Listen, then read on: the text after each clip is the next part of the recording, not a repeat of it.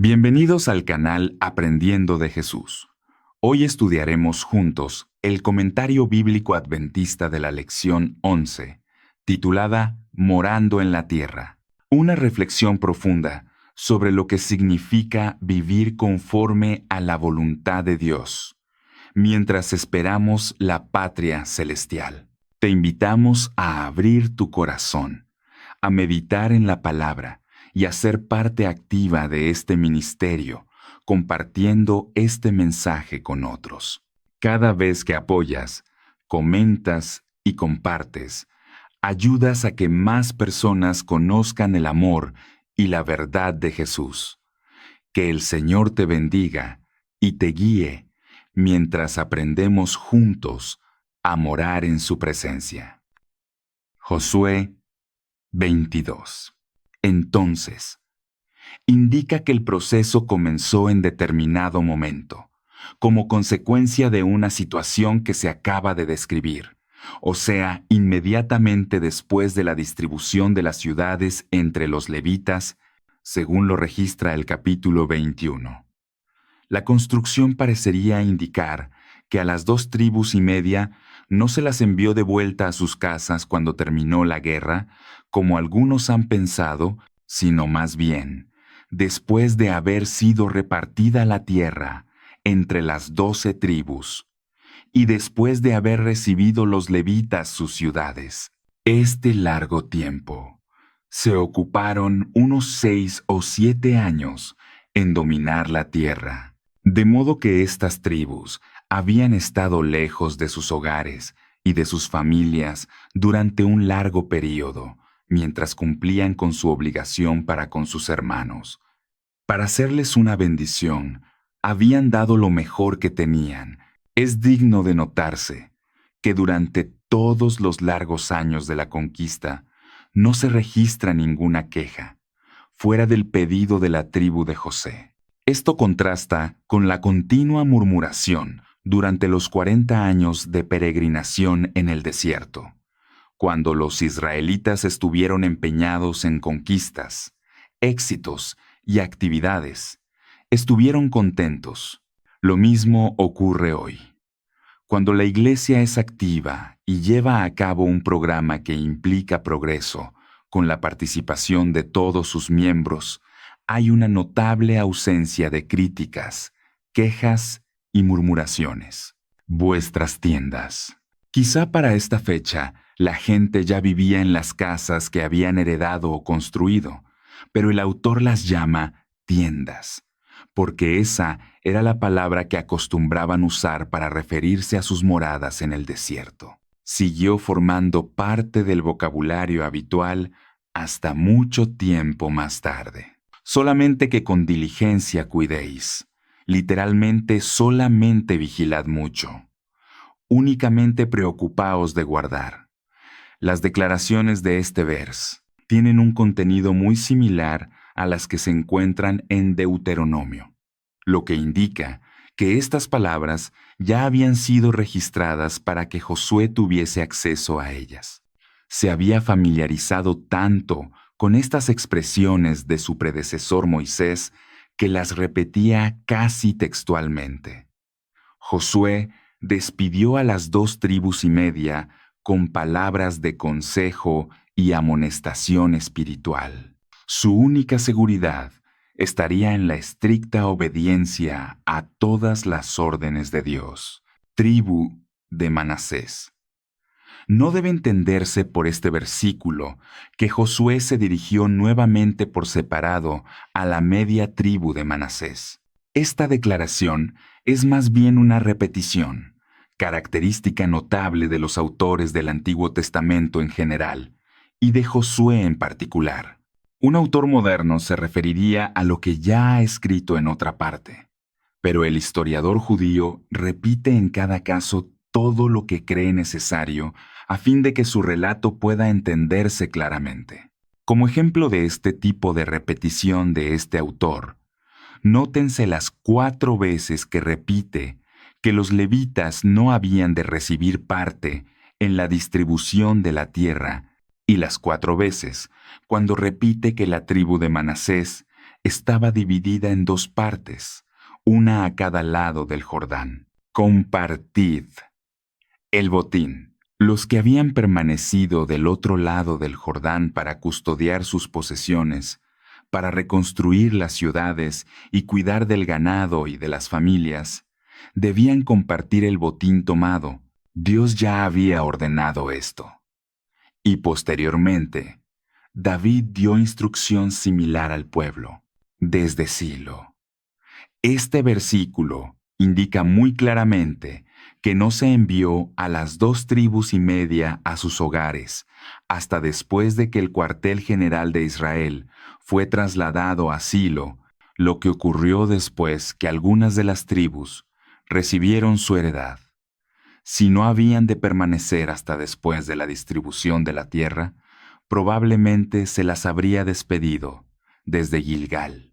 El hecho de que no hubiesen sido despedidas desde allí es una importante prueba de que permanecieron hasta que se terminó la distribución.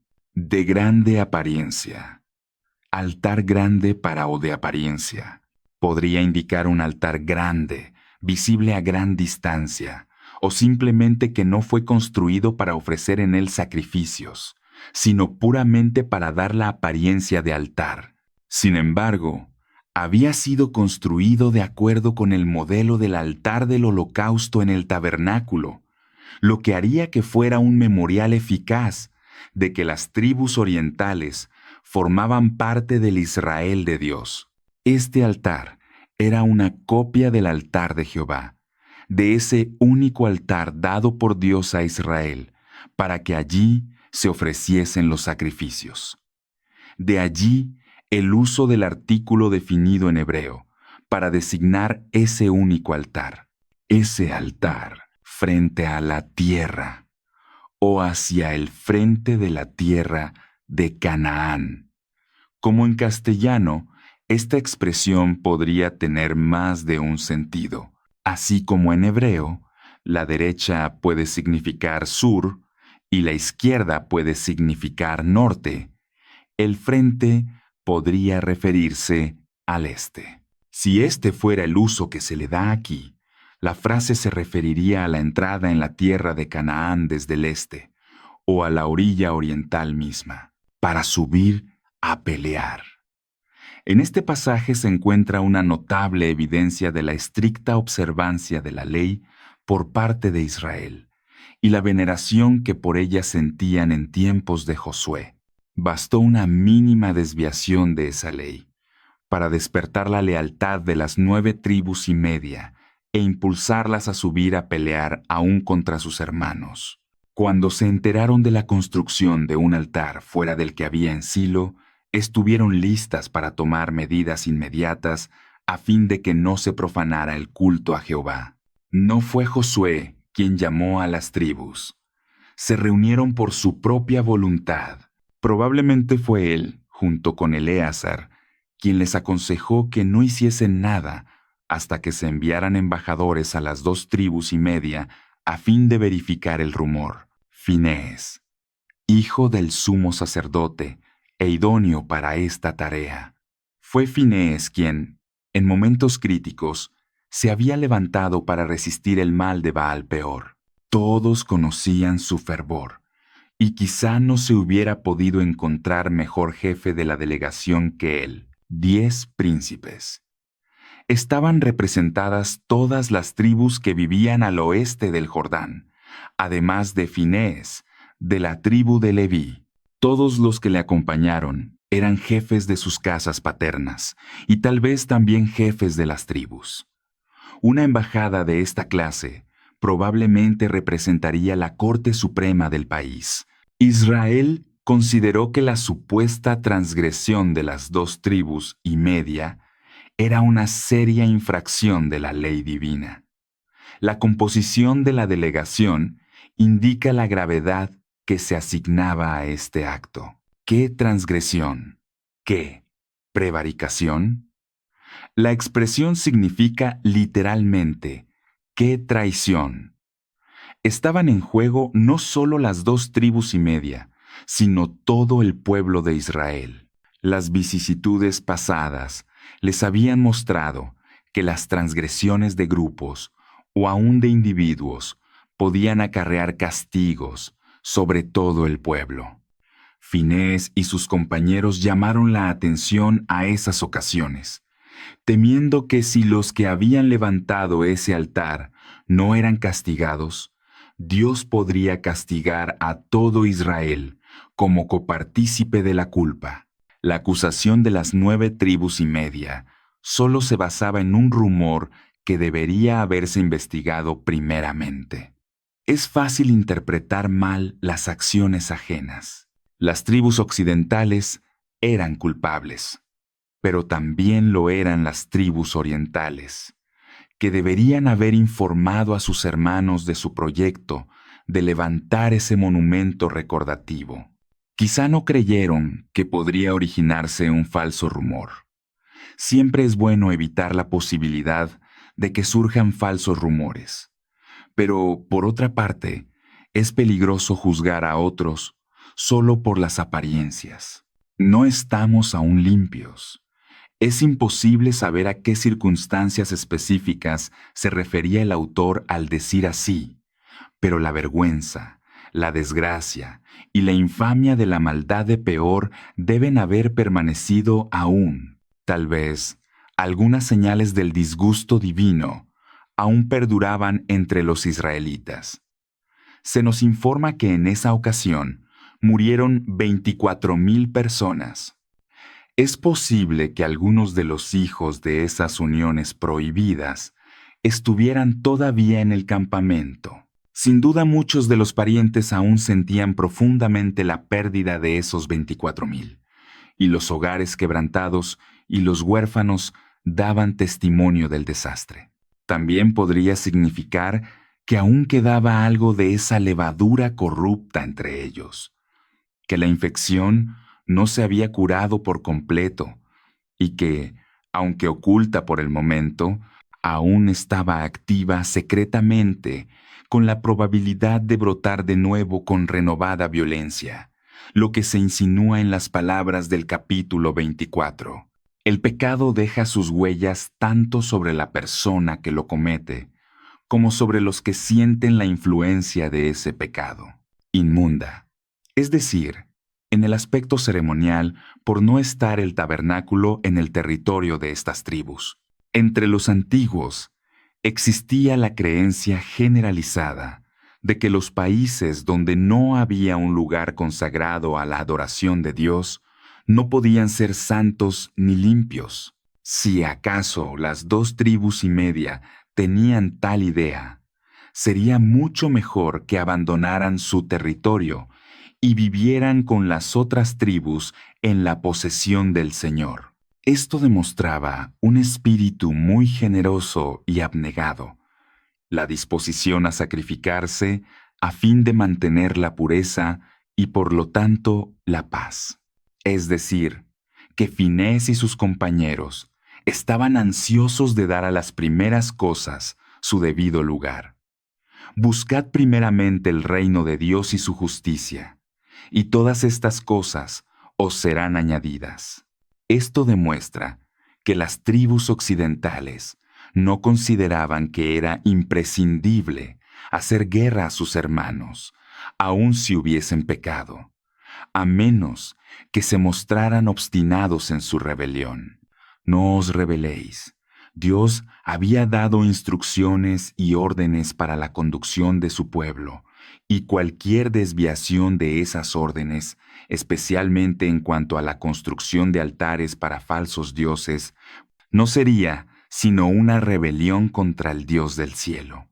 Dios es el mismo hoy como ayer, pues nunca cambian los principios de la justicia. Aunque el castigo por la desviación de las leyes de Dios puede postergarse, toda transgresión recibirá finalmente su justa retribución. No pereció solo.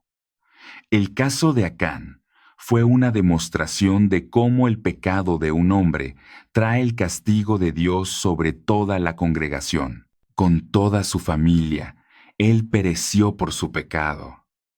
Pero también murieron los hombres que cayeron ante la espada de los guerreros de Jai. ¿Cuánto más, en esta ocasión, habría recaído el castigo de Dios sobre toda la congregación si tolerasen este pecado de rebelión respecto al culto, permitiendo que se levantara un segundo altar? El pueblo procedía bien al preocuparse por esto, pero se apresuraba a condenar la acción de sus hermanos antes de haber escuchado los detalles de lo ocurrido. Respondieron: es imposible dejar de notar la mansedumbre de la respuesta a las acusaciones de las cuales habían sido objeto.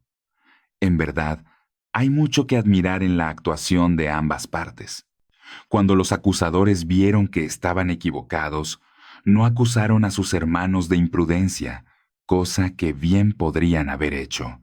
Cuando los acusados hubieron dado prueba de su inocencia, no vituperaron a sus acusadores con palabras ásperas, apresuradas e injustas. Ciertamente, aquí se da un caso cuando la blanda respuesta quita la ira. Muchos problemas podrían evitarse en la vida si se hiciese caso de las lecciones que se desprenden de este episodio. Jehová, Dios de los dioses.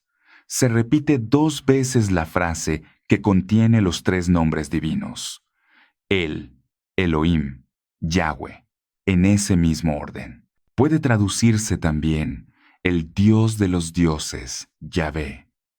En todo caso, es un juramento fuerte, apropiado a la grandeza de la ocasión. Las 2 tribus y media estaban espantadas del pecado que se les acusaba de haber cometido, y la multiplicación de los títulos divinos, como también la repetición de la frase, mostraba su celo y fervor en este asunto. Nos lo demande. Puede también traducirse: Jehová investigue o busque. Después de haber apelado 2 veces al triple nombre de Dios, las tribus estuvieron dispuestas a dejar el asunto en manos de Dios y aceptar sus demandas, aunque eso significara responder con la vida. Su testimonio positivo convenció a los delegados de la sinceridad de los motivos que les había impulsado a construir el altar. Por temor. Mejor, por preocupación.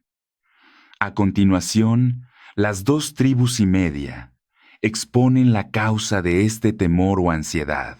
Transcurrido el tiempo, su descendencia, por estar tan lejos del tabernáculo, podría ser considerada ajena a la comunidad de Israel. Probablemente cuando estas tribus iban de regreso a sus hogares, se les ocurrió la idea de levantar este monumento conmemorativo. Si hubiesen pensado en este plan antes, probablemente lo habrían informado a Josué. Estaban preocupadas por temor a que las otras tribus llegasen a pensar que sus hijos no tenían interés en el altar de Dios. Era verdad que por el momento las tribus orientales eran consideradas como hermanas y eran tan bien recibidas en el tabernáculo como cualquier otra tribu. Pero, ¿qué pasaría si después de ellos sus hijos fuesen desheredados? Por causa de la distancia, no podrían hacer visitas tan frecuentes al tabernáculo como los otros, y gradualmente podrían ser rechazados hasta que ya no se los considerara más como miembros de la comunidad. Eso llevaría al descuido de parte de los hijos, y pronto llegarían a un estado de comparativa irreligiosidad. Para impedir eso, y para dejar un testimonio constante de que formaban parte de Israel, las tribus decidieron levantar ese gran altar cerca del Jordán, para que pudiera ser visto desde ambos lados. Símil, el altar que habían hecho era una representación exacta del altar de Silo, y debería servir como testimonio de que sus edificadores reconocían y servían al mismo Dios que servían los que adoraban en el altar original. Quizá para que fuese bien visible, su tamaño era mucho mayor, pero guardaba las mismas proporciones, y su estilo de construcción era idéntico. Les pareció bien. Literalmente, fue bueno a sus ojos. Habían emprendido esta misión para gloria de Dios y no para gloria propia. Ahora que se había absuelto de culpa a las 2,5 tribus, y aunque ellos mismos se habían equivocado, quedaron contentos. Dios es el verdadero vínculo de hermandad. Cuando estamos verdaderamente hermanados, el dolor y la vergüenza de nuestro hermano será también nuestro, y la comprobada inocencia del que era tenido por culpable obrará en nosotros una sincera y sentida gratitud. Si los hombres de las tribus que se establecieron al oeste del Jordán hubiesen actuado impulsados por motivos egoístas, habrían sido demasiado orgullosos para regocijarse de que se habían equivocado al hacer las acusaciones, y habrían buscado otro motivo de queja. Algunas veces, los hermanos cristianos se enorgullecen tanto de sus propias opiniones que desean más la victoria sobre un supuesto antagonista que la vindicación de la justicia. Los que viven cerca del Señor están dispuestos a admitir su error y se interesan más en alcanzar la verdad que en convencer a otros de que tienen razón. Ahora habéis librado. En consecuencia, en vez de traer sobre nosotros un fuerte castigo al cual habíamos temido, habéis actuado de tal manera como para librarnos del castigo del cual temíamos. ¿No hablaron más? El pueblo renunció a su intención de subir a pelear. Lo que dijeron sus delegados lo convenció de que no había necesidad de eso y, por ende, abandonó completamente la idea de hacerlo. Pueden aprenderse algunas lecciones importantes de los incidentes registrados en este capítulo. Primero, las mejores intenciones pueden interpretarse mal y pueden dar lugar a sospechas. Por lo tanto, en todo lo posible, debería evitarse toda apariencia de mal. Segundo, es mucho mejor ser celosos por nuestros hermanos con celo piadoso que ser indiferentes a su salvación, aun cuando nuestro temor sea equivocado. Tercero, aun cuando se nos acuse falsamente, es bueno oír la acusación con calma y luego, con espíritu de humildad, hacer una cuidadosa defensa. Los que están en lo correcto pueden siempre permitirse ser tranquilos y considerados. Efesios 6:7. Buena voluntad. Esto puede equivaler a un servicio de calidad aún más elevado que el efectuado con sencillez de corazón. El esclavo que se interesaba sinceramente en los asuntos y en el bienestar de su amo ya se había liberado del peso de su infortunada situación y se acercaba a la condición de ciudadano libre. En realidad, un esclavo llamado al servicio del Señor, liberto es del Señor. Principios como estos, sólidamente fundamentados en el Evangelio de Cristo, finalmente destruyeron la esclavitud.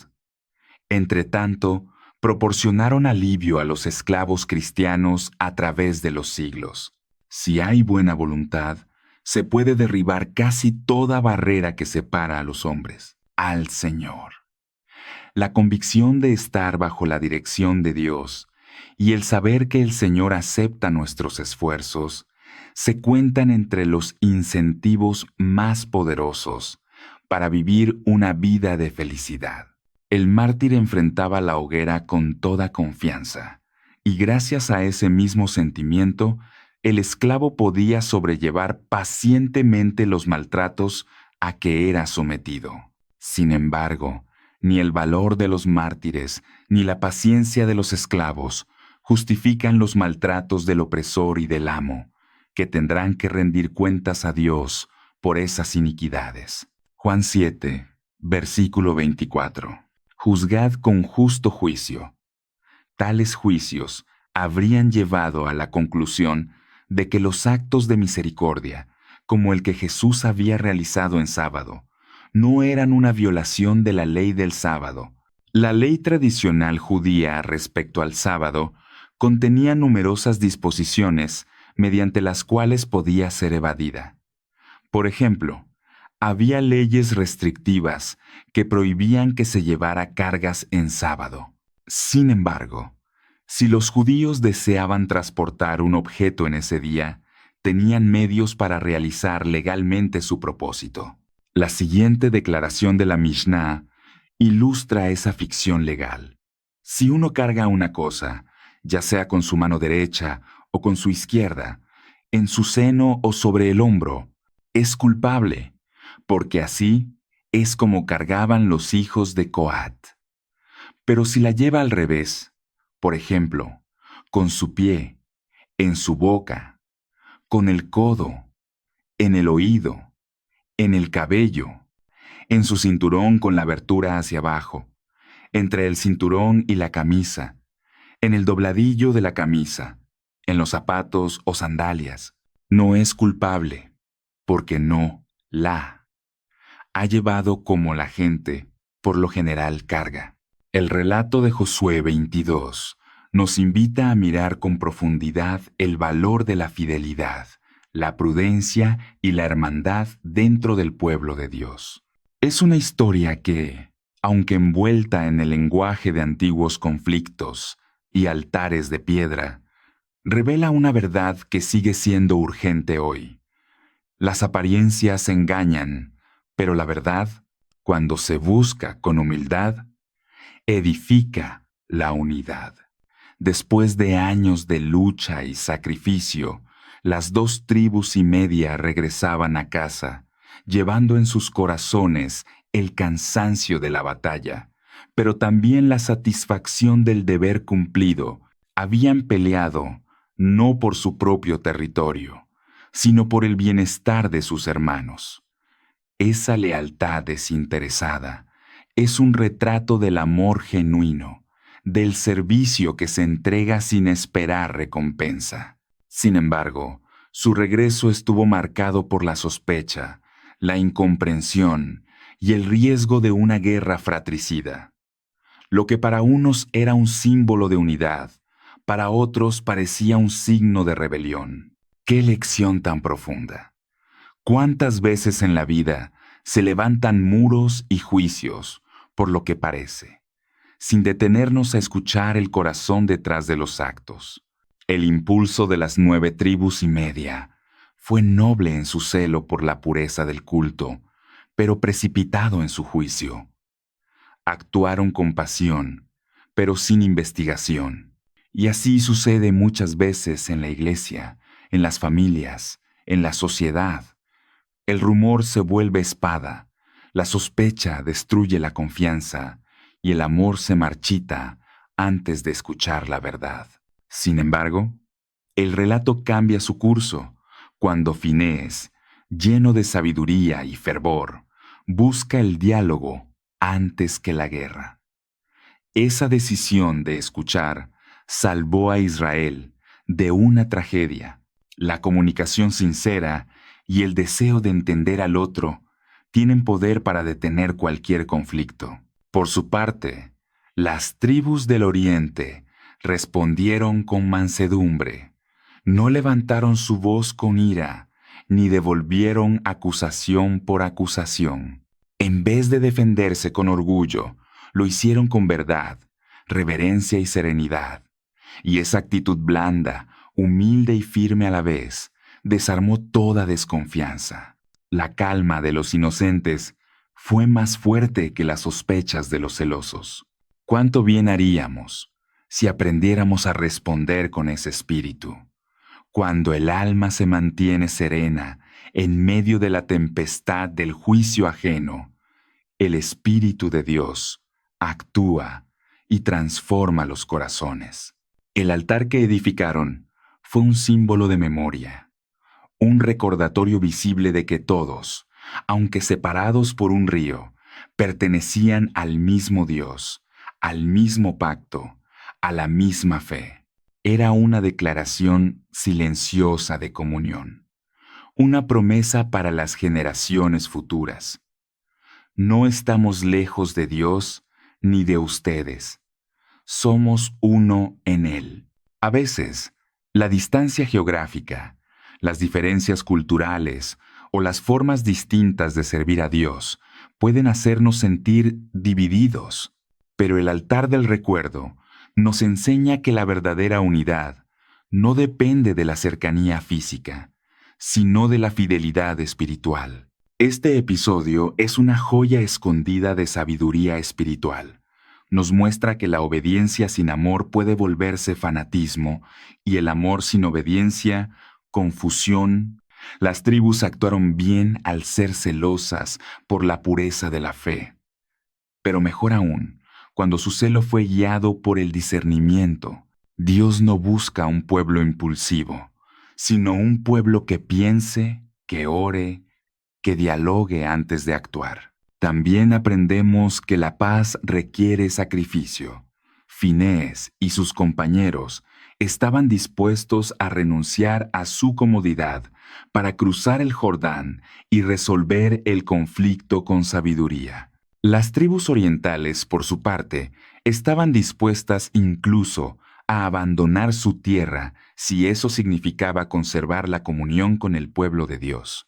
Cuando el amor por la unidad pesa más que el orgullo personal, el cielo sonríe y la iglesia avanza unida. El eco de esta historia llega hasta nosotros como una advertencia y una esperanza.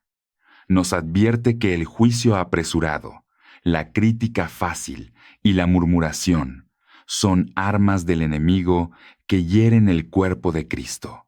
Pero también nos recuerda que la mansedumbre, el diálogo y la disposición a comprender son señales de madurez espiritual. No siempre podemos evitar los malentendidos, pero sí podemos decidir cómo responder ante ellos. En esa respuesta se revela de qué espíritu estamos llenos. Si respondemos con ira, avivamos el fuego del conflicto. Si respondemos con ternura, apagamos la chispa antes de que se convierta en incendio. Lo más hermoso del final del capítulo es que la paz triunfa. El pueblo se reconcilia, la sospecha se disuelve, y lo que pudo ser una guerra se convierte en adoración. La alegría reemplaza el miedo, y el altar que antes dividía, ahora une. Así actúa Dios. Toma nuestras confusiones y las convierte en lecciones de comunión. Transforma los rumores en revelaciones de su carácter. Él nos enseña que, cuando las intenciones son puras y el corazón busca la verdad, la luz siempre disipará las tinieblas. A la luz de Efesios 6:7, comprendemos que todo servicio, ya sea pelear por la fe, construir un altar o simplemente escuchar con paciencia, debe hacerse con buena voluntad, como para el Señor. Esa actitud cambia la forma en que vemos nuestras tareas diarias, sirviendo con amor. Hasta lo más pequeño se vuelve sagrado.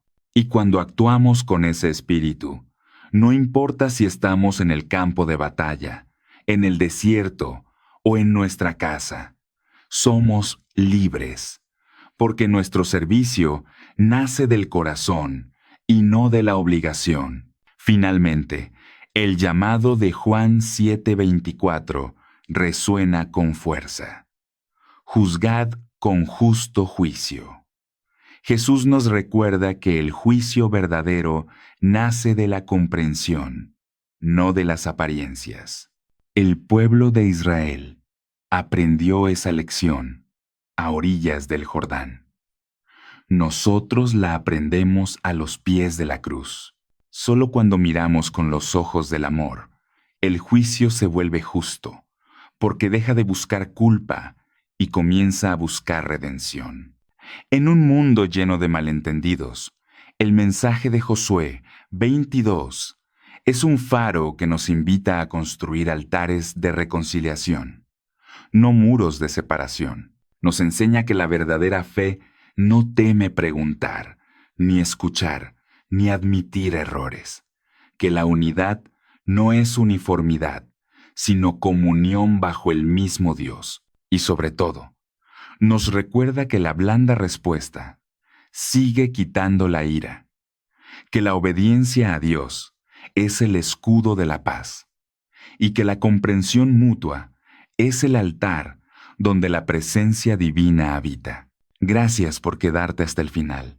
Recuerda compartir este mensaje, dejar tu comentario y suscribirte a nuestro ministerio. Bendiciones.